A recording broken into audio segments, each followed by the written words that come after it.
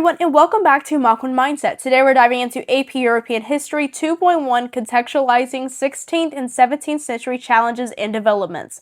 Now before we get started, please make sure you like, subscribe, and of course comment down below if you have any questions. Let's dive into it. Welcome to Unit 2, which is Europe in the 16th and 17th centuries, a period marked by profound religious, political, and economic change. To understand the Age of Reformation, we first need to take a step back and look at the context that made the reform possible.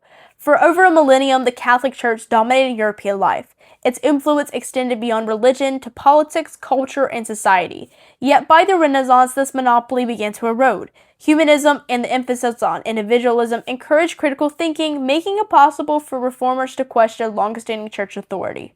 Before Martin Luther, early reformers had already challenged the church. John Huss, a Czech priest, openly criticized clerical corruption and church policies.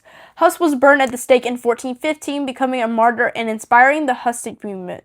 Across the English Channel, John Wycliffe argued for reform decades earlier, promoting vernacular translations of the Bible so that ordinary people could read it for themselves. Unlike Huss, Wycliffe avoided execution, but his ideas laid the groundwork for the later Protestant thought. Then there's Erasmus, often called the father of Christian humanism. His satire, in The Praise of Folly, exposed abuses within the church, highlighting the tension between spiritual ideals and clerical behavior. Across these early reformers, we see common threads. They challenged church authority publicly, criticized church officials for corruption, and promoted access to scripture in the vernacular. These ideas amplified the Renaissance humanism, created fertile ground for the Protestant Reformation.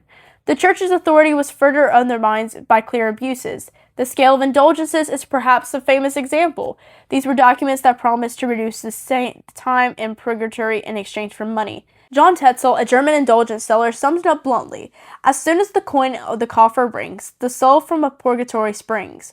Funds from these sales financed massive projects, including the rebuilding of St. Peter's Basilica.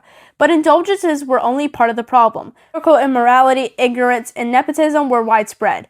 Practices like simony, the selling of church offices, and pluralism, holding multiple positions at once, undermined the integrity of the church. Families like Borges, a family famous for political maneuvering, symbolizes corruption. Meanwhile, Europe was changing economically. The commercial revolution brought expanded trade, banking innovations, and a rise of the early capitalism. Exploration of overseas trades introduced new goods and wealth, fueling urban growth. Perhaps the most transformative technology was the printing press, invented by Johannes Gutenberg around 1440. Before the printing press, books were handwritten and scarce. Now ideas could spread rapidly across Europe. Reformers used the printing press to disseminate their critiques widely, allowing Protestant thought to gain traction, almost like modern social media. Religious challenges were intertwined with political change. Monarchs increasingly centralized authority, often at the expense of the church. In England, Henry VII strengthened royal power through mechanisms like the Star Chamber. Later, Henry VIII used religious reform to consolidate authority, creating the Church of England and establishing himself as its head. At the same time, reform movements offered intellectual justification for resisting state authority, laying the groundwork for future political and religious conflicts. These tensions would erupt in events like the 30 Years' War, where religion and politics were inseparable. By the late 16th and early 17th centuries, Europe was content in flux. Religious reform, economic growth, and political centralization interacted to weaken old structures and empower new ones. The Catholic Church was no longer unchallenged, monarchs were asserting authority, and new ideas about individual rights and governance were taking hold. Understanding this context is essential as we move forward into the Protestant Reformation, the wars of religion, and the Catholic Reformation. These centuries laid the foundation for the modern European state system and the reshaping of European society.